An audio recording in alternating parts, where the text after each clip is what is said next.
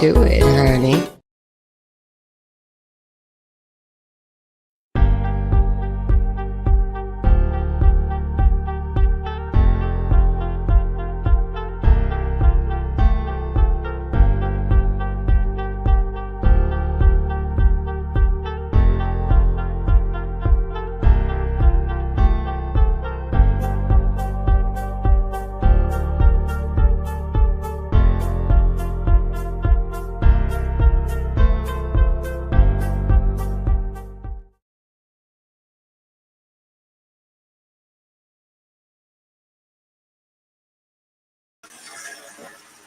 Oh, good morning from the Philippines. Welcome, welcome, welcome. It's 8 a.m. here in the Philippines, and it's probably the afternoon or the evening wherever you are in the world. Thanks for joining me. We're all friends here. 10 million people in the house. Let me bring up the chat. Oh, yeah, oh, yeah. You could see I'm in Boracay this morning. You see people over my shoulder enjoying their lives, watching the waves, playing water sports, things like that. Thanks for joining me. This is Dan and Minnie's Journey. We're pulling the levers and pushing the buttons, trying to get this live stream underway. Just give me a second. I'll bring up the chat. We'll see who all is here. Let's see. Who do I got? Who do I got? Ah, Larry Lee's here. Tim Deziak. Anime Reyes is here as always. Rider Adventure. Daisy Lynn Castro's stopping in to say hey. Sings like a bird. Moama's here with the egg frying omelet videos. Michelle Lozada is a winner chicken dinner as always. Mike married to a Filipina from beautiful Canada, albeit a little bit slightly to the left of center. Oh, yeah. Where does he come up with this stuff? Nicole is here. Hi, Nicole. How are you? Welcome, everybody. Charmaine is here. Menge's in the house. We're live with 11 million people. Edward D. Beck is here. Let's see. Charmaine. Let's see. I get all confused. I'll probably have to start over again. ABCM channel is here. Folks, go in and sign up for ABCM if you haven't already done so. Okay. What was I going to talk about this morning? Oh, yeah, today, mirror on the wall. But before we start in on that, let's enjoy the weather. Let's enjoy the scenery, right? It is Boracay after all. There you go. Crystals is here. Oh, yeah, Crystals. I saw you in the chat earlier. Hey, by the way, if you guys haven't gone over, I was over there paying a visit to Yenny Amodia the other day. I'm very impressed with Yenny. She is a very, very impressive individual. Minnie Snow's in the house. Thank you, 15 million people, for joining us today. Hey, by the way, we are going to be pulling a divot today. We're going to get Man Minnie over here, and we're going to be stuffing the pig. We're going to be stuffing the pig as usual, and yeah, I don't think I'll need Man Minnie for stuffing the pig, but I will need. Hey, look, my hand is disappearing. Look at that. So the Invisible Man. That's pretty exciting, right? So anyway, I just wanted to try something new, to see if I can get this thing to work. It looks like it's doing okay. Except ideally you want to use a green background, a green one. And they're blue tarps all over the place. Blue tarps are on sale right now. 2 for $1, and so you just go and you get a blue tarp and see if you can make that work. But ideally, it does suck a lot of juice. It does suck a lot of memory out of the system. Mark is here. Folks. I hope all is going well for you, Mark, in Pangasinan. Oh, it was raining like crazy last night. I might post a short video. Hey, by the way, we have an exciting short video coming up. I haven't decided which one I'm going to post today, but I think the one that I'm thinking of is going to be. Both of them are very very interesting. They're very interesting shorts. I'm always trying to do some kind of political commentary. In the short videos, you have to kind of like uh, look beneath the surface. Thank you for sharing it out, Maroma. Anyway, you know what a comedian I am.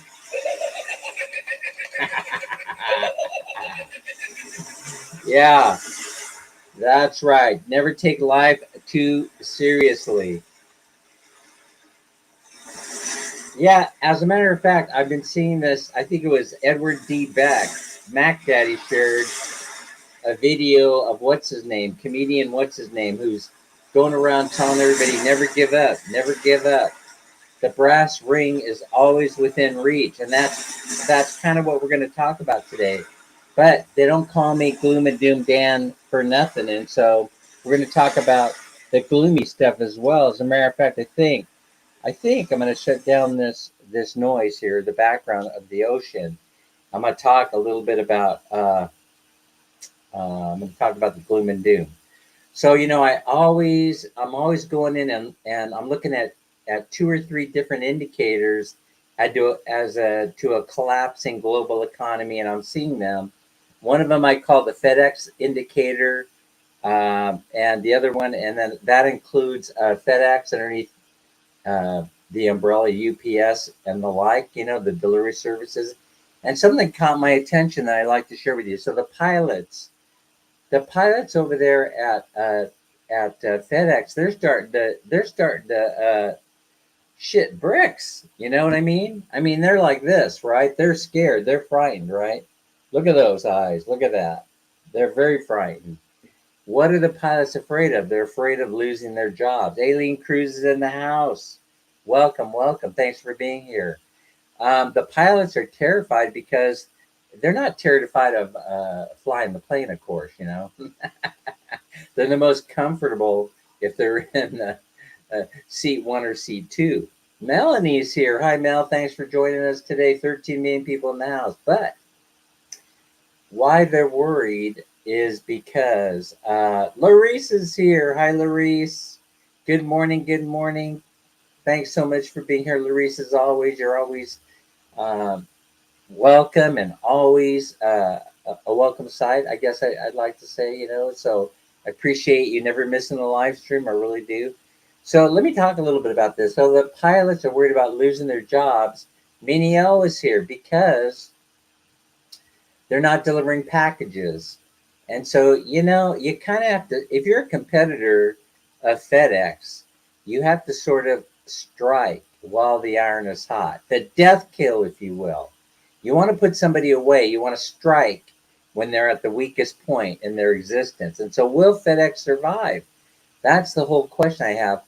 I'm starting to look at it, and package deliveries are down because no one's buying anything. But something else caught my attention, and it may very well mean the end of FedEx, and that is this. Uh, FedEx. So here it is. Guess who? Guess who would do it to them? Right?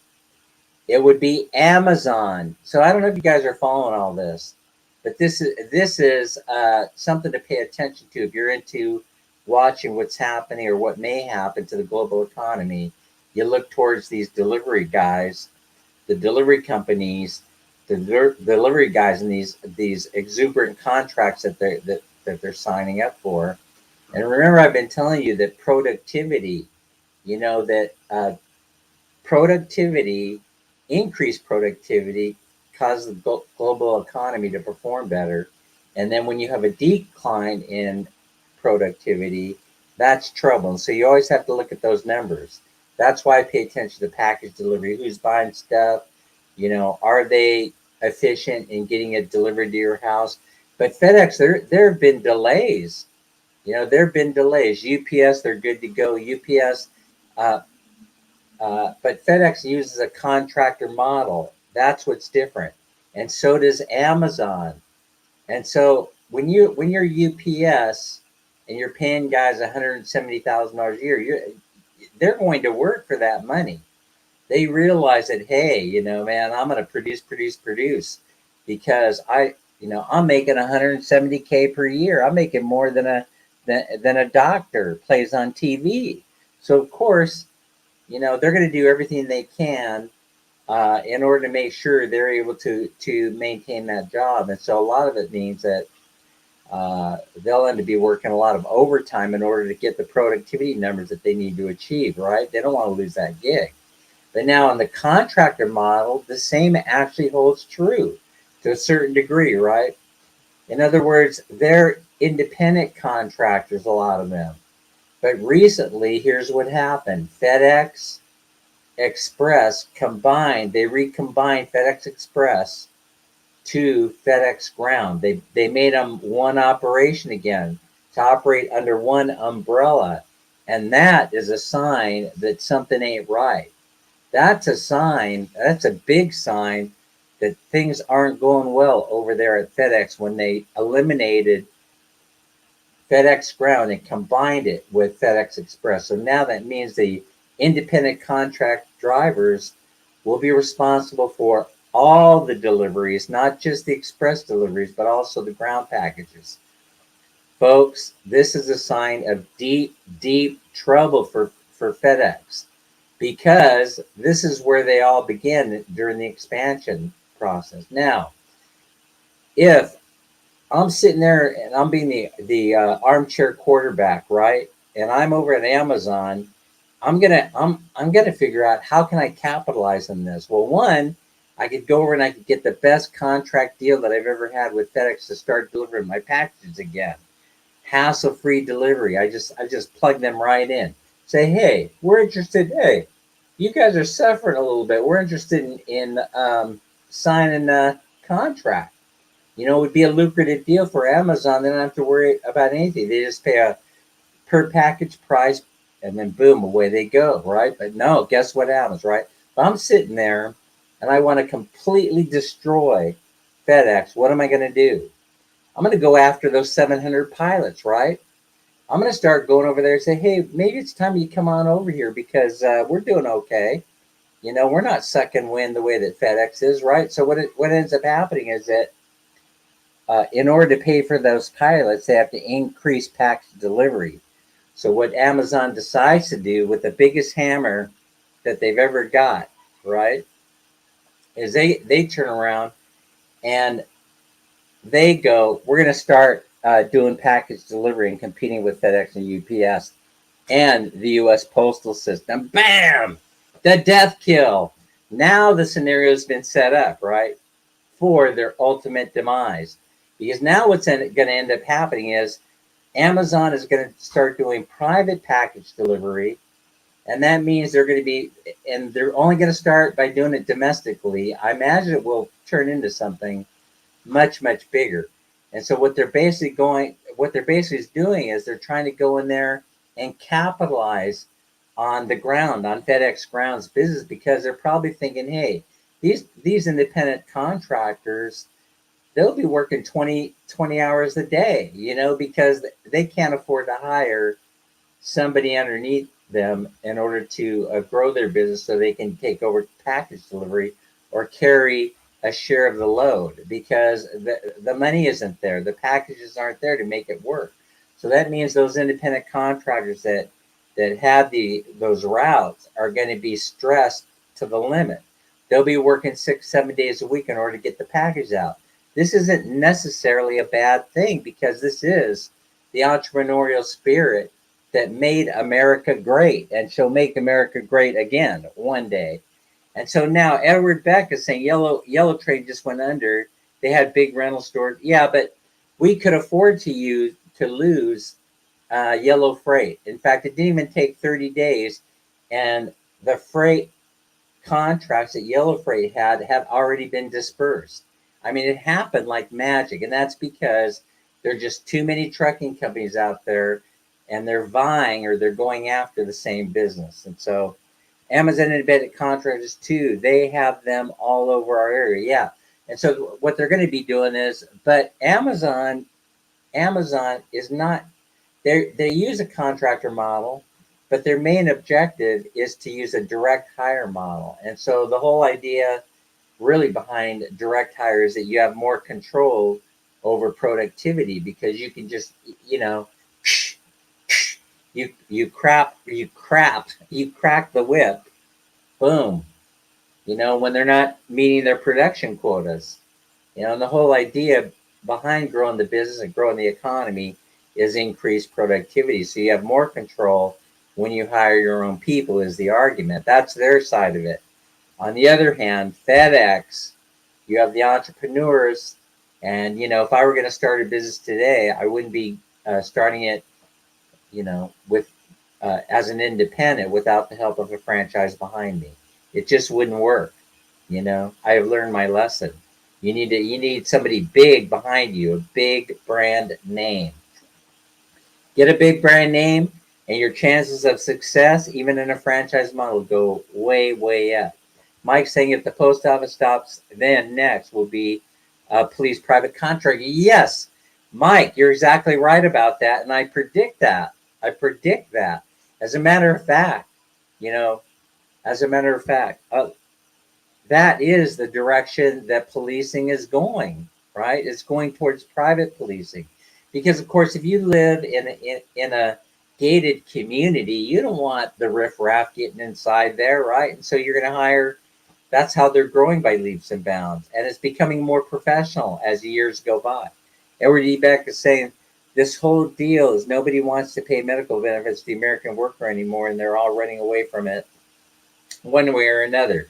But the way you do it is you follow the Kaiser model. The way you level the playing field is you follow the Kaiser model, and that's what Amazon's plan appears to be. All they have to do is start a pharmaceutical company, which they already have, pharmaceutical distribution, uh, pharmacy direct. You know, it's from pharmacy straight out the door, right? And then next that goes along with that is urgent care centers, and then hospitals. And the next thing you know, you have a very, very successful for-profit. That's the only thing that will be different about Amazon would be you're going for-profit instead of non-profit. But Kaiser, they say, is a non-profit, but is it really? You know, you could argue, probably successfully argue, that it's not a great model. But of course, as many people know here in the Philippines, Kaiser Health is here. You know, and they have something like, they have urgent care centers all over the place. As a matter of fact, Man Minnie and I have a Kaiser urgent care center that's right outside our door to the right as you're coming out, facing the Jollibee. So you're facing the Jollibee, and it's right of the Jollibee. Of course, it's not the same corporate umbrella, but it's a different corporation in the Philippines that owns Kaiser, but they're following the same model as part of the franchise requirements, I'm sure. Tobias is here. So all of them gated community policing Florida, and some of them gated communities had 5 or 6 young girls pregnant. Nice work if you can get it, I say.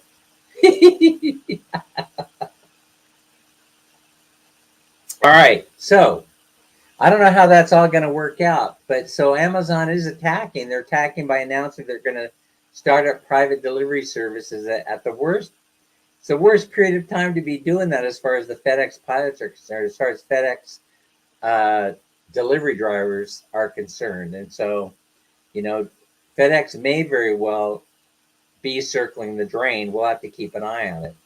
I'm not, you know, I don't, I just read. That's all I do. I get my information by reading, and I formulate opinions by reading. You know, of course, uh, you know, you have to make your own mind up if you care to, but it's a clue as to what may be happening in the global economy. If nobody is shipping, then why is Amazon in the Philippines? Folks, that's why Amazon is here. Yeah, they're all outsourced. As a matter of fact, I think my latest MRI and CT scan, they were analyzed by the guys in India, and then they have the overnights, right? So they ship out they ship out the X-rays, and the next morning they return back with the diagnosis. So it works kind of like that. And so a lot of hospitals, in fact, most probably are using contractors in other countries. That's what the internet has opened the world up, and so they no longer have to have somebody on call or somebody on staff that does the diagnosis. Right? They can send it out, and they could have the answer back in a few hours, and it works great. Because when it's day in the United States, it's night in India. When it's night in India, it's day in the United. It just works out fantastically. So that's our future. You know, it wouldn't surprise me if FedEx tanks, and the reason why is because, you know, a new idea, only lasts something like a generation or generation and a half where you can make money. I mean, if you look at it, the 99-cent stores in the United States that's now showing up in the Philippines as the 99 peso store. It did great in its inception. I mean, it was a fantastic idea because you could go over to China, you could buy spatulas for 10 cents and then come over to the United States and sell them for $1. And people love the concept, especially, I mean, because the US economy is so consumer driven, they love the idea about being able to get a spatula, a cheap plastic spatula at the 99-cent store. But the model is starting to break down now as the cost of goods and services start to climb. And so now, you know, you're going into the 99-cent store, and what are you seeing in there? Where are the 99-cent items? Well, they're over there in that row, sir. And then you go, they have one section of the store now that's 99 cents, and the rest of it is 9.95. And so, but you know, if you rename the store the $9.99 store, it's not going to go out. It's not. You're not a marketing genius if you do that.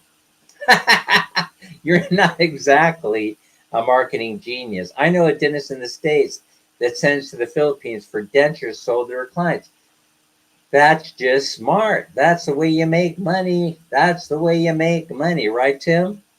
Then Edward says they don't ship it out. You're wrong. They send it digitally. Yeah, that's right. They send it in the overnights. But I have a friend of mine, but I'll correct you on this, right? I have a friend of mine who became a bazillionaire by using DHL to send the overnights, the overnight medical billing. So here's what he did, right? He he when he first started, he wanted to take business away from his competition, and so he turns around, he starts looking at problems, and as he's his own salesman, so he's going out trying to sell this idea to the hospitals and the medical centers, right? He discovers that their biggest complaint is the unreliability of the transatlantic cable, right? And so guess what he does, right? He says, wait a minute, I know how to get the competition. This is the difference between a brilliant guy and just a guy like me, a regular Joe walking down the street. He goes, I'll use DHL, and we'll put everything, we'll pack it all up in hard disk or on tape, and I'll go over to Cebu and I'll set up an IBM tape hanger because I could buy one of those computers from the junk pile and renovate it. And these guys are already using tape, magnetic tape. Now they're using disc, of course, and now they're not using disc any longer, right? But I mean, this is how it evolved. And so he goes over there, buys a big blue machine. He sets it up in Cebu, and he becomes rich almost overnight. He has to start going out scouring the country for other big blue computers. Edward, you remember the big blue computers used to hang magnetic tape. You and I probably have both done it. I've done it a million times if I've done it once. And so he had to go scour the junk piles to see who had all these computers that were available. And thankfully found two or three in the basement of the state of California's building, bought those up, shipped them over to the Philippines. And so they converted, he designed a program. He's not an idiot. He designed a program that converted everything over to magnetic tape, and that's how he'd send it DHL, and the DHL tape would get to the Philippines before the electronic transfer of information, and he'd have it to the Philippines and back to the United States before they even realized what was happening. And so you see, of course, now the playing field is a little bit more even because they don't have to rely so much on that transatlantic cable, right? So you're wrong about that, Edward D. Beck. You can't be right about everything. You see, there's ways to make money. You cannot be right about everything. You just have to outthink your competition, and that's what he did. So DHL basically made him rich. You will need a few tape monkeys, yeah, but labor was cheap in the Philippines, so he had somebody waiting. He assigned his office manager would be waiting for the DHL plane at the airport. They would just go do the handoff, get it over to the office, and then he had all the staff that were taking the tape, hanging it, and then boom, right? They were working the graveyard shift, decoding it, and then boom, away it would go back to the United States. The competition could not figure out for the longest time how he was doing it. Yeah, I think it's I don't know what kind of a deal he had with DHL um, at the time. Yeah, DHL is probably very, very expensive now. That's right, because they realize that they're one of the best games in town for getting stuff overnight, especially from the United States over to the Philippines. Yeah, you have to think outside the box. I mean, you have to get your mind to don't do what everybody else is doing. That's the answer, right? Talk about what everybody else is doing, and that's how you're going to garner your ideas. So I started. This is how I ended up in front of the mirror. So we are talking about the mirror, and I hope this is of some value. So I went around. This is very interesting. So I went around and I started asking people because my life changed because it changed forever because of a mirror. Because I would go into the bathroom. I talked about this before. I would go into the bathroom and I'd be shaving, and I'd be saying to myself, "Oh, Dan, you're going to have a great day today. You know, you're going to be the happiest person in the office. You're going to everything is going to go so well for you today, right?" And so I'd go in front of the mirror while I'm shaving. I'd be saying all these things. So to myself, and then my life started to change. Why? You know, why? And then I started reading about it. Why is my life changing if I'm going in front of the mirror and I'm telling myself, you know, that I'm going to have a great day. Everything is going to be beautiful. I'm going to make lots of money. I'm going to get all my tasks done early and hang around drinking coffee for the rest of the day. And then boom, it would happen. So what was it that was the thing? Why would the mirror mirror assist me in making that happen? You know, Tobias is saying, is anyone seeing pink things behind Dan's head? Yeah, I'm seeing them. I'm seeing them myself. So that's probably why. That's probably because of the memory. I don't have enough memory in my computer, and so it's grabbing pixels. You know, it's grabbing the pixels and um, moving them around where they least matter. You know, so maybe a pixel. You know, if it showed up on my face, it wouldn't be so great. But if it shows up in the cloud cover, the computer knows that it wouldn't interfere with my live stream. I'm not sure exactly, but anyway, it's something about the memory. I don't have enough memory to make this work. So let's do something else. Let's change. Give me a moment and let me change to a different. Can I do it though? No, I probably can't do it on the fly. Or can I? Can I do this on the fly, or do I have to go into the studio and then change it from there? Someone, if you know the answer to that, how to change the virtual background screen without losing, having to take a break, then tell me how to do that, and I will be happy to do it. Do I go into banners, bands? Uh, how would I do that? So okay, so a Filipino guy in Ottawa, he started the door-to-door supplies, the box pickup, and sends it to the Philippines. He is making great money. Yeah. So oh yeah, especially if you're not wanting to send it. If it's a small item, he could put a lot of items. If he does it right in a balikbayan box, and just use the regular sources, LBC. LV is in the house. Yeah, that's an alien. That's a UFO in the background.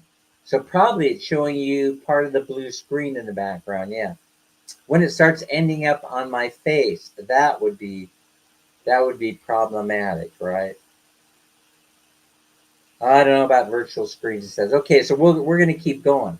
So now about the mirror. So this reflection, the timing of it, the pink, the pink. Where am I? The pink. There it is. Uh, there it is. Uh, it's because it is. I started to think about how it may be serving as a gateway into your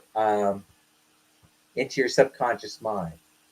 And so there's things that need to be, in other words, there's a lot of stuff locked up in the subconscious mind. And so you're basically striving to bring it forward, bring those thoughts forward. So we have a lot of conscious and subconscious thought. And so I started thinking that maybe if I were to unlock my subconscious mind, I could ingrain these things into my subconscious mind. I could make it a habit. Dan, looking in the mirror is called positive affirmation. Try that when someone asks how you feel. Are you doing, say, fantastic for 30 days and see what happens?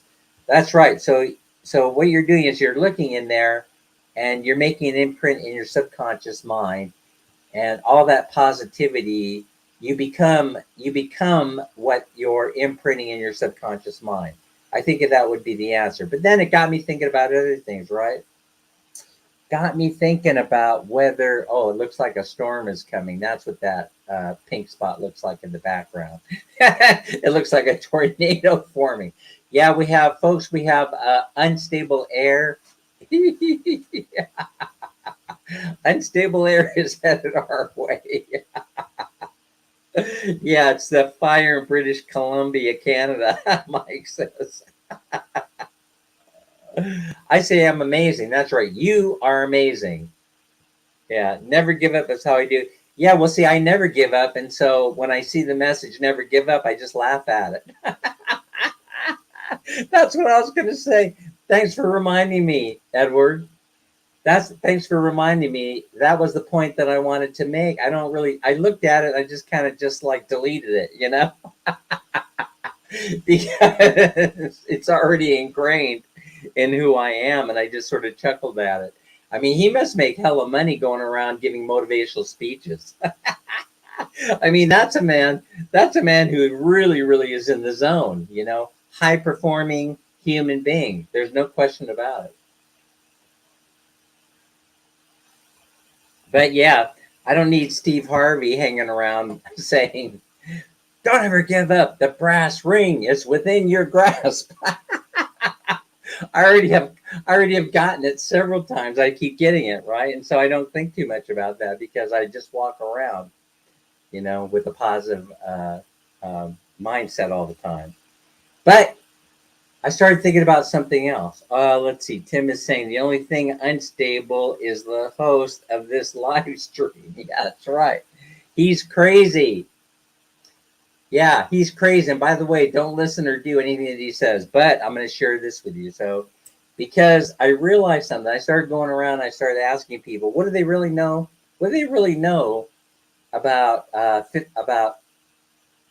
um, what's going on when they look into the mirror? And then everybody became a bird when I started asking the question, how much time do you spend looking at yourself in the mirror? And it was an interesting thing, but Filipinos spend a lot of time looking at themselves in the mirror, right? They cannot pass a mirror without looking at themselves. Oh, thank you so much for being here, Jerry. Really appreciate it. 1.8K videos and growing. He probably has 1.9K on the channel now. So then I started thinking, well, they're way more positive thinking counterparts as an observer. All I'm doing is sharing my observation. There's no fact to it. I'm just saying that I just noticed that because I see plenty of men looking in the mirror, looking at themselves as they pass by a picture window. I see plenty of them, right? They're not the kind of guys that I would hang out with, but you know. Here's the whole thing. But you see women stopping, you know, stopping in front of it and having a conversation with themselves sometimes. That's what I'm talking about. They know the value of it. Positive affirmation. So I go around, I start asking, how much time do you spend in front of the mirror? And I found out when I asked the women, they were able to articulate it. When I asked the men, they were like, get the hell out of my way. I got work to do, Dan. Quit screwing around with me. I don't spend any time in front of the mirror because it's a waste of time. I shave, I get the hell out, you know. I really don't want to look in the mirror to see, to see. Yeah, you should never give up. No one should, Edward. Dan, I do it blind from my couch. I never give it. Yeah, you shouldn't be driving in that blind state, Edward. So I'm just letting you know that could be problematic, you know. So don't drive in that blind state. Jerry is saying, kind of sad that the tropical storm Harold headed to Corpus Christi and not down here. Oh, you guys need the rain. Yeah. All right. So let's talk about it a little bit more. So now I asked this question then as part of it. And then they really became irritated. A couple of the guys, relatives mostly. I said, hey, are you, it's going to be pretty interesting, this thing, right? It's a little bit ethereal. So maybe, kids should leave the room, you know. Um, so I asked them, I said, okay, when you're looking in the mirror, by the way, I'm going to pause when I ask this question because I want you to guess out there. I would like for you to guess. By the way, I'm getting kind of itchy at drawing a divot. I don't know why. I'm just getting itchy. I just want to give that 200 pesos away right away today. And I got the pig down here waiting, and I almost stepped on the pig. That would have been terrible. If I stepped on the pig, the noise it would have made, right? So now let's talk about what I'm getting to. So I started thinking about it as I was looking in the mirror, and I'm asking the mirror questions. No, it wasn't mirror, mirror on the wall, blah, blah, blah, blah, blah. I know what you're thinking already.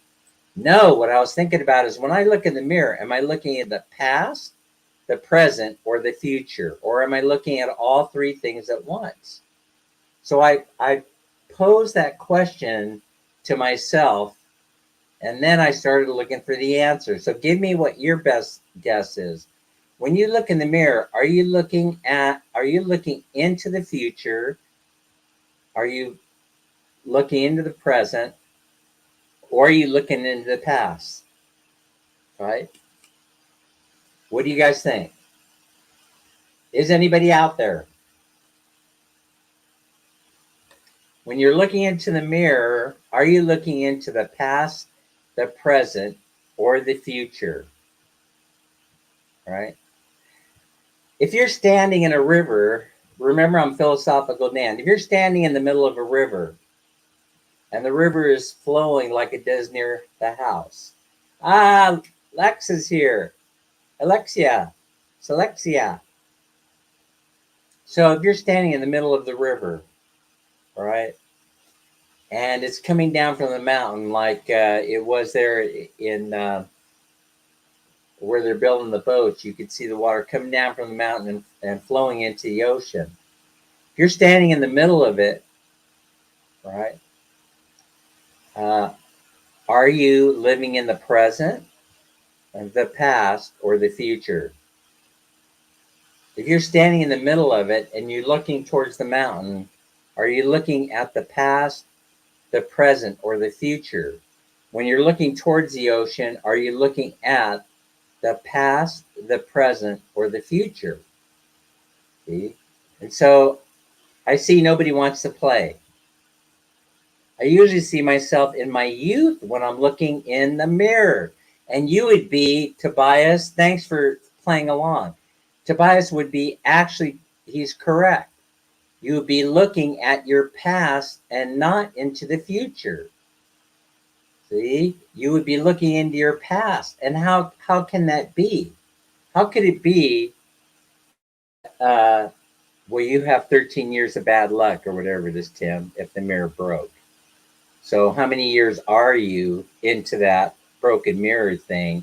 Maybe it's not a good idea for me to be hanging around with you. I don't want to be anywhere near you when the space lab or whatever it is we have floating up there crashes back down to Earth.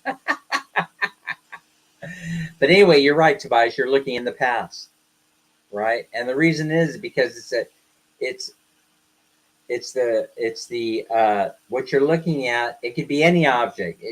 A mirror was a trick question, right?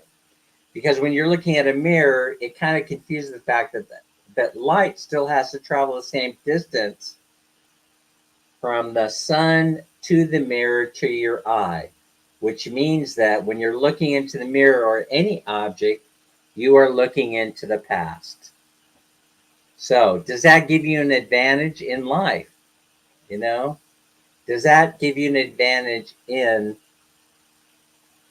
the future by looking at your past? And I say it does. See, Edward D. Beck, if I bend over, you're looking at your ass. Of course you are. And guess what? Listen, don't make me say it. You're giving me the easy one-liners, Edward D. Beck, Mac Daddy. Oh, the 40 years. And so have you had 40 years of bad luck, or would you say that you've been lucky? Mm-hmm. Ah, I'm having too much fun with this. I actually believe that the past and the present and the future all occur at the same time. So which would mean that we passed this way before, we passed through here before, right? And it would explain a lot of things like deja vu and those types of things. Having memories of past, uh, of the past, of your life as it occurred in the past. So Tobias said, try this, guys. At night, go to the bathroom, light a candle, close your eyes, and say, I believe in Mary word 3 times and open them. Open your eyes. If you can, it will scare the hell out of you. Wow, that does sound very, very interesting. It does sound very, very interesting. And so I went back. So, I, you know, and I started doing research about this. And then I found the mirror experiments, which it sounds like Tobias is sharing one with you. It's that experiment where the mirrors were shaped in an octagon. Now, do you remember you used to be able to go to the sideshows at the traveling circus? Now, they were just coming to the end of their existence when I even knew that they existed. And you used to go into the mirrored room. That was an e-ticket ride, if you ask me. And you'd look around, and I could not get out of there fast enough. It made me very, very uncomfortable. So then, if you want to, go look at the concave mirror experiments, and then you're going to understand what I'm talking about. Actually, uh, use concave mirrors and a few other magic tricks to transport themselves into the future, right? But I'm not so sure folks were transporting themselves into the future, but they were opening a gateway into a multi world. I'm not so sure. And so, of course, all this stuff has been mathed out and proven on paper. The existence of time travel, the ability to time travel, but it's been argued that you could only go into the future, but not into the past, right? And I think one of the arguments put forward was entropy, right? That things deteriorate over time, as do things in our past, such as the windows of time, or in this case, the mirrors of time. So, I mean, it's pretty heavy duty, but it's the reason why, Tobias, it's the reason why I've been able to manipulate, if you will, the world around me. And so anything that I can imagine comes to fruition. And if you recognize, and then I started going back in time and I said, okay, what was different when I had successes versus failures? When I go back and I start thinking about all of my life's successes and all of my life's failures, what was the common denominator in those events? And then I come to find out is my belief that they would occur. Wow. Whoa, that's profound. It was my belief that they would occur, that I would fail at my attempt to do something, or I would succeed, that sort of thing. So, for example, uh, let's see, my eyes aren't going to have cataracts, need to have surgery. Yeah, I'm in the same boat. I'm in the same boat. I need cataract surgery, but you have to, they want to wait until both eyes have cataracts growing in them, so you can't see. Yeah. But hey, still drive. I mean, why not? Blind people get around just fine, with a white cane, and you could drive as long as you're doing that. You're going the same way every day. You're going to the store and home. To the this that place. You're doing your chores like you always do. Every stoplight. Where everything is. It's just like a blind person with a stick. Who figures out where all the corners of the buildings are, where the cracks in the sidewalks are, and those sorts of things. What you can conceive is what you can achieve. So that's any idea. And so I learned that was the common denominator. The common denominator was really the belief that that you would be successful in your endeavor. So uh, that's how I ended up going back to school at a really older age, I should say. So I think most men these days, they don't wake up until they're in their 40s. They don't really come out of their dream state. Someone's told me it's gotten worse than that, Dan. I don't know. I'm not in the States. I don't know. I'll let you know. I'm going to go back there and visit. I'll let you know what I see. Oh, thank you for hanging in there with me. 13 being in the house. Larry Lee's here. Anime Reyes. Rona Cease is here. Rona, you have a very very nice channel over there. If you guys haven't been, I lurk a lot. I might go in there and say hello, but I do a lot of lurking. You could look at me. I'm a lurker. Jean Zel, Jean God, I love that name, is here. And Tobias says you can get disability now and your eyesight. Yeah, file for it. And Dan, I'm way too blind to drive. I can't do it. Well, you can still get around, right? You just use Lyft, hire a driver, have your kid take you wherever you need to go. Yeah, I kind of don't like driving. I don't like the one of the things that upsets me about having uh, about the visit, about going back to the U.S. is that I will most likely rent a car at the airport, and then I'm back to driving, and I can't stand driving, and so I'm aware of myself enough to know that if you don't enjoy doing it, I shouldn't be doing it. But I'm going to tell you, I know every freeway system just about, and can drive it with confidence in LA, no matter how crazy they get.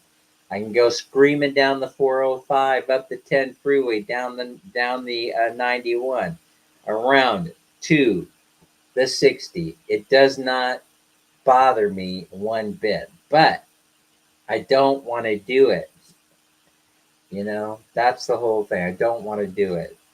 But I think I'm going to be forced to drive when I'm down in LA. Getting around from point A to point B is not easy in LA because things are, you know, they're far apart from each other. Just to get from the airport to the hotel would take 2 hours by public transportation. And that's taking the metro that nobody rides, or the subway or a bus to Union Station, walking 9 blocks through Skid Row, which if you've been in LA, you know what Skid Row is all about, to Union Station, then waiting in Union Station in the middle of the night for the bus to come to take you to the burbs. What is a flux capacitor and how time travel? Apparently, when I have looked at this simple technology using convex mirrors, you don't need a flux capacitor. So let's see. Oh, Social Security. Well, there's two types of disability, right? There's the type that you work for, which is 40 qualifying courses, and there's a type that you don't need to work for. That is that it's called the Aged and Old Age Disability Act, you know. And so they're different programs. And so yes, anybody who's disabled can qualify for Social Security if they meet their criteria. It doesn't matter whether you have the qualifying quarters or not. And so, Dan, was the subway flooded with all the rain? Yeah, I don't know. I don't know if LA subway was flooded. Their problem really was, yeah, they didn't have enough ways of getting water to be evacuated. You know, all the water was going down the, as you know LA very well, Larry. All the water was going down the LA River and dumping out into Long Beach Harbor. You know, that's how they were evacuating the water. And so I don't think I ever saw the LA River get more than halfway full on TV. I was watching the whole thing unfold on YouTube, and I saw that it only got up to about halfway. Maybe it got higher in some areas, but I didn't see it. By the way, it reminds me of something I'd like to share with you. Um, my dad used to drink this beer, right? It was 99 cents a six pack. And the reason why I remember it because it had 99 cents actually printed on the six pack packaging thing. Packaging sleeve. You know how they used to pack six packs? Maybe they still do it. It was in cans, right? So you had 12-ounce cans, six of them in the sleeve, and it would say 99 cents. And the beer was called Brew 102, but that brewery is no longer there. Right? I think the only brewery left in LA is the Miller plant in Irwindale, California, that was bought up, I think, by, I want to say Molson's. Listen, somebody in here knows because I've seen somebody talk about it before. But anyway, in Irwindale, which is the same as Sunset Avenue, which is the street my mom lives on, this is how I know. They have a brewery there, right? It's near the rock quarry that Al Davis scammed the city of Irwindale out of, saying that he was going to build the Raiders Stadium inside the rock quarry. Some of you are going to remember this, right? Some of you are going to remember this. If you're a sports fan and you like American football, right? You probably remember this. It never came to pass, but it was a great idea because that there's still a big hella hole in that rock quarry, and it would make the perfect application. Build a stadium inside there, build a sports arena.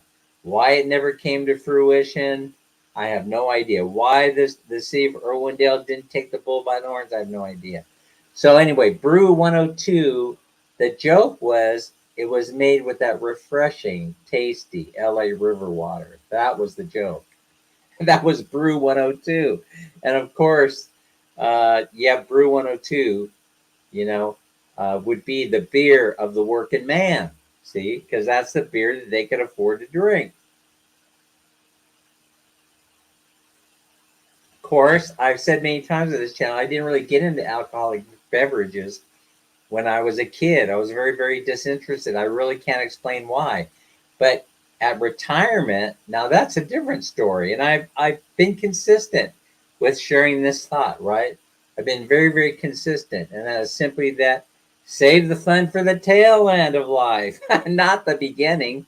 There's plenty of time to have, fun at the end. I mean, it's not appealing to me, the whole idea of I've done it a couple of times, and thankfully I didn't get caught. I would never ever do it again, but there's something adventurous about driving down an LA freeway when you're drunk. Yeah. So I kind of get I kind of get that sense of adventure, but nowadays there's no reason to be doing that because all you have to do is get on your phone, right? All you have to do is call for the Uber driver and you're good to go, right? You don't have to drive. And so I've been thinking about this. Let me give you some background comforting ways. There you go. Oh, it just tickles me that you could do that. Anyway, so here's the thing, save it to the tail end of your existence. When you're retired in the Philippines, you don't have to worry about stuff. But so my whole thing about the driving using Lyft or Uber, the same as Grab. For the people here in the Philippines, Grab was Uber before they sold it to Grab here in the Philippines. Some of you may remember this, but I'm not sure.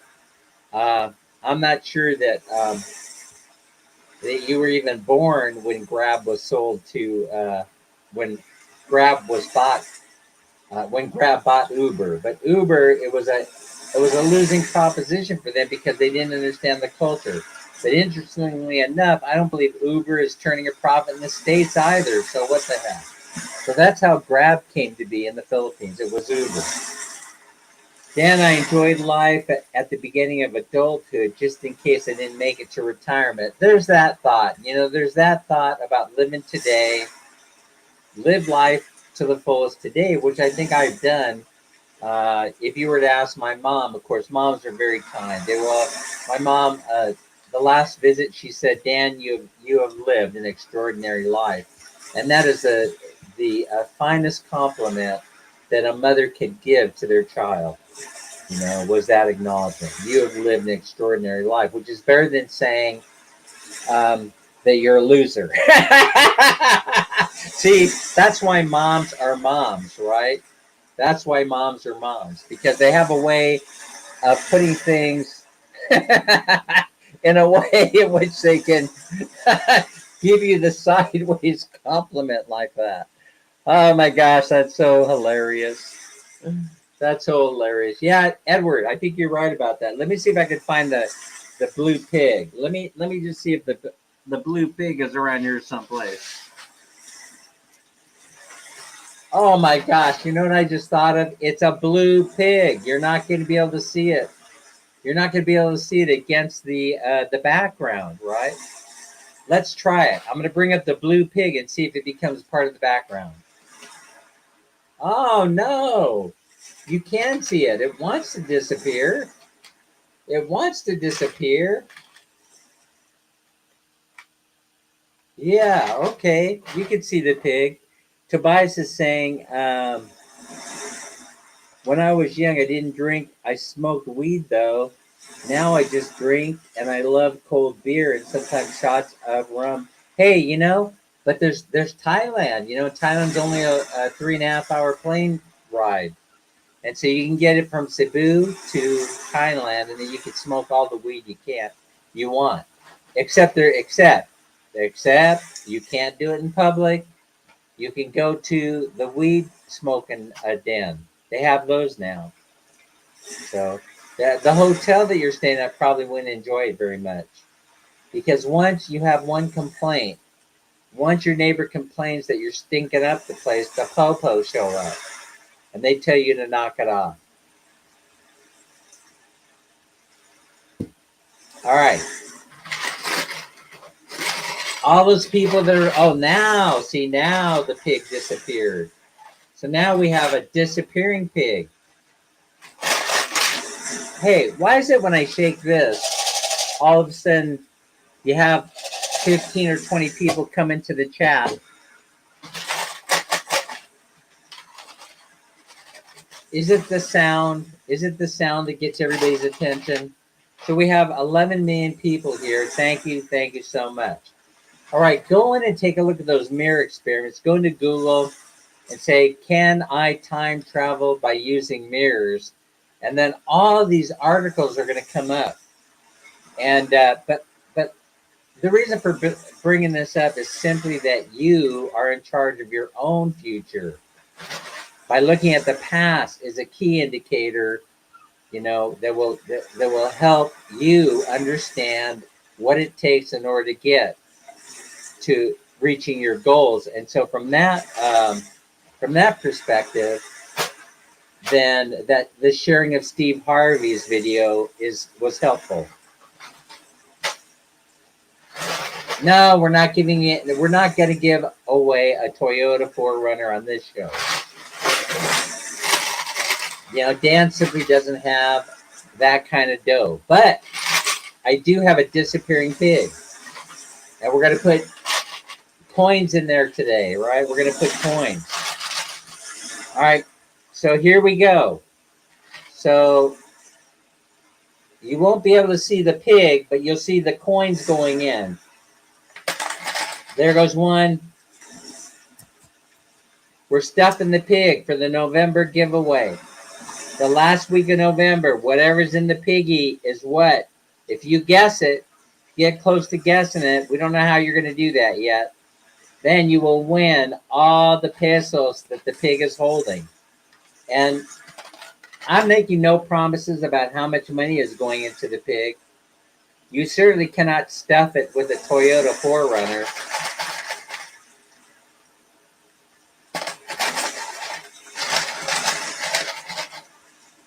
What? That's outrageous. They had weed. They had weed on the ships. That's the way to keep people motivated. All right, it's a pig's ass. It's about social control. That's why they allowed weed on the ship. All right, here we go.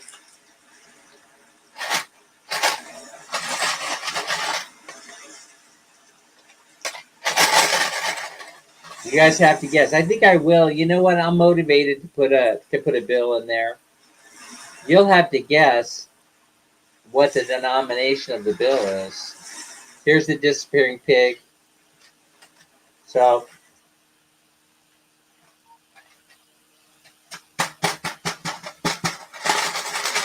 all right. Just for fun, though, you're not going to win anything, but just for fun, how much do you think is in there so far? How much do you think is in the pig so far? Right? Hell yeah, the opportunity to fly it in and sell it. Yeah, of course. Of course, it reminds me of, and I've talked about this before, Edward. It reminds me of how the American airline pilots, I don't know, maybe everybody used to do it right back then in the day, but how they would mule the Coors beer from when they were on the West Coast, and at the time was not available on the East Coast. They would pick up a few cases and make sure that they muled it in from LAX to JFK or LaGuardia. That actually used to happen. They used to a couple of cases of beer, you know, and then they throw it on the plane. They put it in the engineer would stack it up behind them in the cockpit. Yeah, and they'd they'd unload it there at the airport. Of course, if they got caught, they'd get a talking to. Yeah. Of course, if you give up, it's never going to happen. That's the whole point. That's the whole point of Steve Harvey's but I don't need, the whole thing is, and my point being made, I don't need Steve Harvey telling me that, and because I never give up, and so it's ingrained in my constitution, and I think it's ingrained in yours as well. And so, for those of you that need positive affirmation, stand in front of the video, stand in front of the mirror, and give yourself those positive affirmations. And then, if you want, watch the Steve Harvey video. If you need Steve Harvey to tell you his story of woe and how he never gave up and became a millionaire. But how you frame success is up to you. For some people, it's in the form of money. For others like myself, there's a much simpler goals that are obtained or that you want to obtain or you want to reach. Attain, I should say, not obtain, but attain. For example, this house being built. This house was built that way by imagining it first and then having it come to fruition. As a matter of fact, that's how the YouTube channel started. the YouTube channel started was I followed this simple formula. That's first you have to imagine it. Second, you have to put it on paper. Third, you put it on the wall.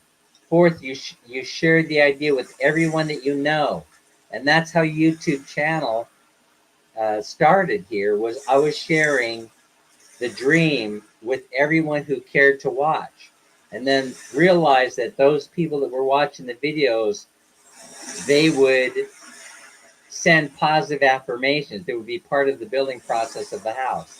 And then boom, the house came to fruition, right? My guess is 5,000 pesos. Next time you need a clear piggy so everyone can see and guess. No. The whole idea is you have to come and see. You have to come to the channel to see how much I'm putting in it, right? And that's how you guess. You see it going in. See, if I were to get a clear piggy, which I did think about, Tobias, we're pretty much like thinkers, right?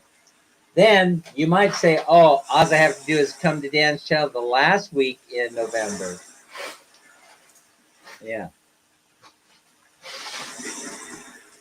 Yeah. Folks, don't have sex with farm animals. Edward D. Beck is making a great point. Don't have sex with farm animals. You may end up with a sexually transmitted disease that you won't be able to get rid of. So, okay. Thanks for sharing, Mildred. Thanks for being a fan. Thanks for being here. So, that's the point of it. If you go back, you'll see, I was teaching Man Mini how it was done, and so I said, so at first I was resisting the whole idea of building a house. I was resisting it. And the reason why I was resisting it was not because I did not want the house to be built. I wanted it as much as everybody else. But I kept thinking the timing was wrong because we were unable to be here because of the great global calamity had occurred. And so I thought to myself, well, maybe the global calamity is going to be with us for a long time. And that's when I let go, saying that, okay, I'm putting this out there in the universe. We're gonna go for it, and whatever happens, happens. And what did happen was this. It's pretty profound when you think about it. I ended up spending. Oh, okay, I can't hear you, Sir Dan. I'm in the Jeep. Okay. What did happen is this. What happened was that I ended up paying $20,000 or $25,000 more to have the house built than if I would have been here. Okay, so now you might think that that's a negative thing, right?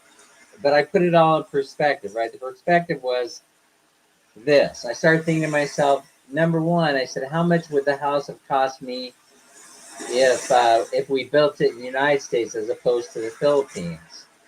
That was number one, right? And so it turns out the house would have cost me probably 4 to 5 times as much for that period of time, right? 4 to 5 times as much. And then the other thought was during the global collapse, nobody knew how it was going to affect material costs, and nobody knew how it was going to affect the cost of labor. And the third thing was I trusted my brother-in-law to see through that the house would be built. I trusted my brother-in-law to run the operation and make sure this house was built in the middle of this global pandemic, right? And so here's what happened. What ended up happening was there were a whole bunch of labor that became available. Hi, Annie MC is here. Good morning, Annie MC. Welcome. Thanks for being here. Rider Adventures here. These folks needed work because they got laid off because everybody panicked. And once they realized it was going to be a prolonged shutdown, all the labor, whether it was skilled or unskilled labor, became available. Second, right before the price of material went up, and I mean skyrocket, because I couldn't afford to build the house today if I were to start today. it started. There was a time when everybody thought, "Oh, we're stuck with material. We gotta get rid of this material, right?" And so we were able to make deal on hollow block. We were able to make deals on steel. We were able to make deals on just about every aspect of the construction. So the overages, if you guys have figured this out by what I'm saying, the overages and the cost of building the house was not in construction material. It was in the cost of labor. And it put a great big smile on my face, for I knew that families would be suffering, especially these families that were now working for me. Now I had an overabundance of labor at certain points in the construction of this house, which put an even bigger smile on my face. People would send me emails. Trust me, they would. And they would criticize me, saying, "You know what, Dan? You're doing this all wrong. You know, you have all these guys standing around, you know, they're doing nothing. They're twiddling their thumb." And my answer to them was, they're getting paid. They're getting paid no matter what, you know? And so I deflected criticism by saying, hey, the bottom line is not, how productive they were. It more lied in my ability to make sure that they had money in their pockets. And so I had the ability to pay, and so I paid. But that last stretch, right? What we're talking about here is the last final push to the house actually came in. Uh, we ran out of money, right? We ran out of money. I know I needed somewhere between $5,000 or $10,000 to wrap it up. So I had no place to go and get it except that 457K retirement account that I could not touch, right? And then guess what happened? They passed that law. They passed a law that gave everybody extra money, and they pushed through that you could borrow against the 457K. So all of a sudden, almost overnight, I had many different opportunities in order to gain to get money in order to finish the house. And I found the best way was to take that money that we got from the global calamity, the economic stimulus that's gonna cause the global downfall. Now you got to pay for it. It's not really free. A lot of people thought it was free, but you're going to pay for it somewhere down the line. I already knew that. Was to divert that money that way, and then go into the 457K, and then borrow against the retirement account. And that was enough money. Those two payments from them, the stimulus payments from the government and the 457K, it turned out that I underestimated how much money I needed to wrap things up. It was somewhere around 15K. It was closer to 15K than it was to 5. Let's just put it that way. And so we had to grab resources in order to finish it, because at that time material cost was going way up. You see, yeah, there are things called good debt and bad debt. I've talked about this until you don't want to hear it anymore. Good debt would be the taking of the stimulus money and buying something that you could turn into more money. And that's what a lot of people had actually, they did the right thing with the money. They paid off debt. It turns out they were supposed to go out, the government wanted you to go out and buy new refrigerators and big screen TVs. They wanted you to continue to consume. But what ended up happening was people spent it uh, on buying, uh, paying off credit card debt, saving it. They put it in their savings account, or they invested it in order to see a return on their investment. And so a lot of the money never made its way into the economy. Some of the money is still being saved, right? But economists are saying there's no more of it left. They paid off debt. We're not accumulating more debt. I can tell you that by looking at the numbers. We're not accumulating more debt in the United States. We're actually divesting ourselves of debt. We're a debt-driven economy.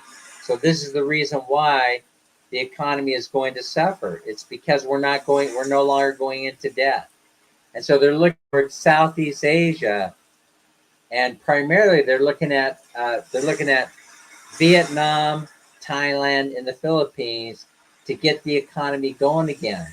But the way they're looking at it, it's all wrong. It's not through it's through production, right? But mostly it's because they're perfect. They're in the demographic sweet spot in order to become the next consumer-driven economy and debt-driven economy. The United States has happened, and that's because the old guys like me that retired, we didn't transfer our wealth to our kids. We're the first generation that didn't that doesn't look like we're going to do it. We kept it for ourselves. And why? It's because we're living longer. And when you live longer, you need money to live, right? You're not thinking so much about, oh, I'm gonna send my kids, some money. I'm gonna send them some of my wealth. More the old timers like myself, they're looking at it, they're going, hey, I need money for fun and games. I need money for alcohol and wild women. I need. They're looking at it from that perspective, right? They're getting divorced all over the place. They're coming over to the Philippines and they're marrying these young, beautiful women, and they're living life with great big smiles on their faces. This is the reason why, or one of the reasons why the money is not being rolled up back into the U.S. economy. It sucks. It sucks to be them, right? Taco Loco is here. The crazy taco. Oh, your timing couldn't be more perfect, Taco Loco, because I'm going to be having a taco video coming up. I'm going to show people how to make a scrambled egg and, yeah, a scrambled egg and tocino taco. I found corn tortillas here. I wasn't going to give it away. I'm so excited. I found corn tortillas in the local Save More store. There were right there in the frozen food section. Corn tortillas, and I'm going to fry them up today. And I have some tocino, and I've got some scrambled eggs I'm going to make up. And I'm going to put that all in together on a video. Yeah, I know I'm not a cooking show. I'm just Dan. I'm not a cooking show, but they got corn tortillas here.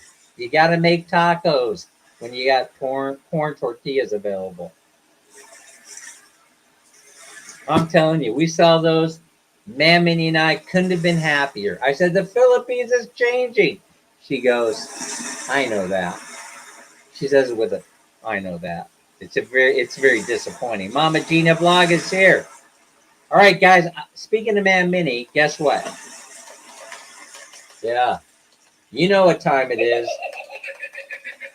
You know what time it is. It's time to draw a 200 peso winner. In order to do that, I got to do something here. I got to go work my phone. Let me see. Give me a moment. I got to work my phone. I got to call out for Man Minnie. Let me work my phone first. Man Minnie, are you here? Man Minnie, are you here? Oh, by the way, if you have a few ducats available, send them over to Pacquiao Mert so that she could help out. You could help out a little bit with medical stuff.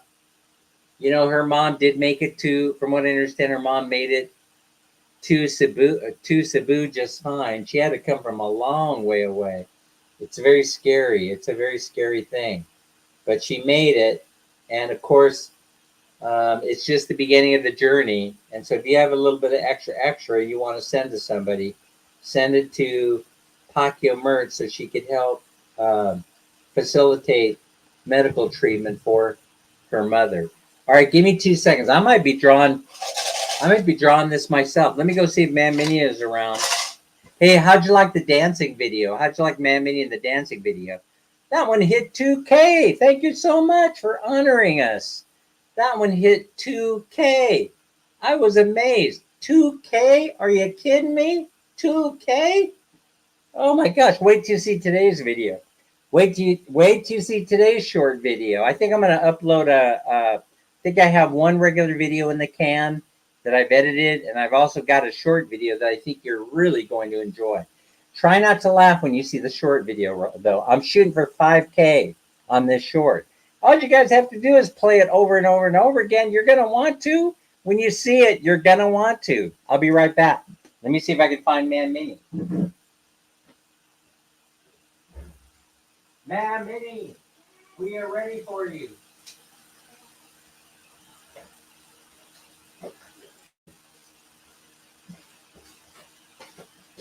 All right, we are ready to go. Man Mini is here. Come on over here, Man Mini. So you're behind there. There you go. Good morning, everybody. Oh, Man Mini, wash your hands. Wash your hands. Perhaps you shouldn't be paying with. All right, here you go, Man Mini. Here we go for the big spin. Okay, and she pulled the number, and it's one of the yellow ones. The number is 113. Oh, we pulled 113 before. Hi, Sir Larry. Yeah, Good morning. 113. Trip and Jarek. I don't know. Trip and Jarek might be somebody's ninja. 113. 113. Trip and Jarek, according to my notes here. Trip and Jarek. Call out. Shout out going once. It's 113. Trip and Jarek. Trip and Jarek. Going twice. Maybe it's somebody's ninja account. No, don't do that trick where you go in there and you change your name. Trip and Jarek. Call out. Going 3 times. That's number 113. Call out.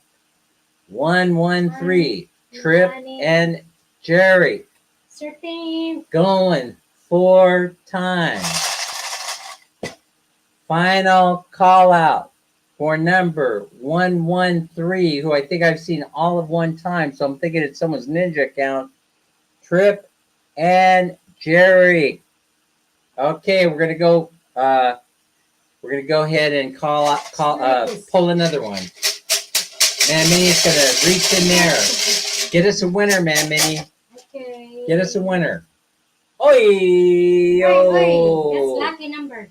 Number 11. Number 11. Either way you look at it, it's number 11. Number 11 is Anna Mae Reyes. What? What? Yeah, congrats, Anna Mae. What? Anna Mae. First call out. See you soon. Number 11. Going once. Anna Mae Reyes is present, and Anna Mae Reyes is today's winner. Anna Mae, I think you don't need to send me your Gmail. If you want to send me a Gmail, that would be fine, and that way I don't have to look through my notes. I don't have to look back in the messages to see. Welcome.